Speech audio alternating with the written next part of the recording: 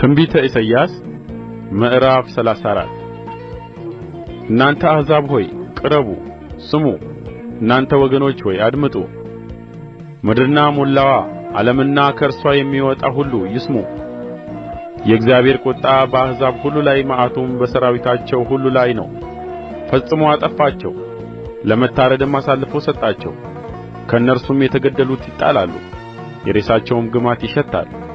ተራሮችም ከደማቸው የተነሣ ይርሳሉ፣ የሰማይም ሠራዊት ሁሉ ይበሰብሳሉ። ሰማያትም እንደ መጽሐፍ ጥቅልል ይጠቀልላሉ። ከወይንና ከበለስ ቅጠል እንደሚረግፍ ሠራዊታቸው ሁሉ ይረግፋል።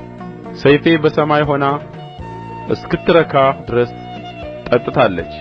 እነሆ በኤዶምያስና በረገምሁት ሕዝብ ላይ ለፍርድ ትወርዳለች። እግዚአብሔር መሥዋዕት በባሶራ ታላቅም እርድ በኤዶምያስ ምድር አለውና የእግዚአብሔር ሰይፍ በደም ተሞልታለች። በስብም በበግ ጠቦትና በፍየል ደምም በአውራም በግ ኵላሊት ስብ ወፍራለች። ጎሽ ከእነርሱ ጋር ወይፈኖቹም ከኮርማዎች ጋር ይወድቃሉ። ምድራቸውም በደም ትረካለች፣ አፈራቸውም በስብ ትወፍራለች። የእግዚአብሔር የበቀሉ ቀን ስለ ጽዮንም ክርክር የብድራት ዓመት ነው። የኤዶምያስም ፈሳሾች ዝፍት ሆነው ይለወጣሉ፣ አፈርዋም ዲን ይሆናል። መሬትዋም የሚቃጠል ዝፍት ትሆናለች፣ በሌሊትና በቀንም አትጠፋም። ጢስዋም ለዘላለም ይወጣል፣ ከትውልድ እስከ ትውልድም ድረስ ባድማ ሆና ትኖራለች።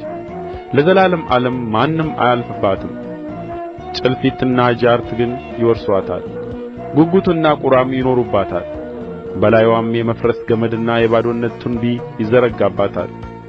መሳፍንቶችዋን ወደ መንግሥት ይጠራሉ፣ ነገር ግን ማንም አይገኝባትም። አለቆችዋም ሁሉ ምናምኖች ይሆናሉ።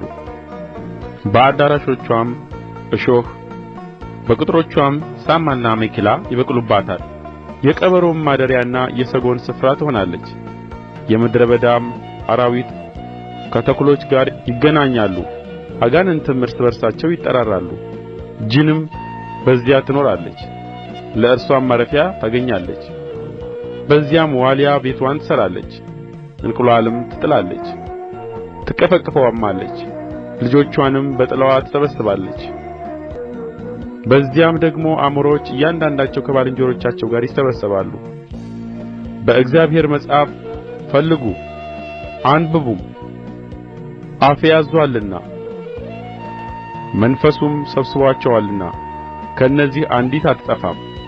ባልንጀራውንም የሚያጣ የለም። እርሱም ዕጣ ጣለባቸው፣ እጁም በገመድ ከፈለችላቸው። ለዘላለም ይገዙአታል፣ ከትውልድም እስከ ትውልድ ድረስ ይቀመጡባታል።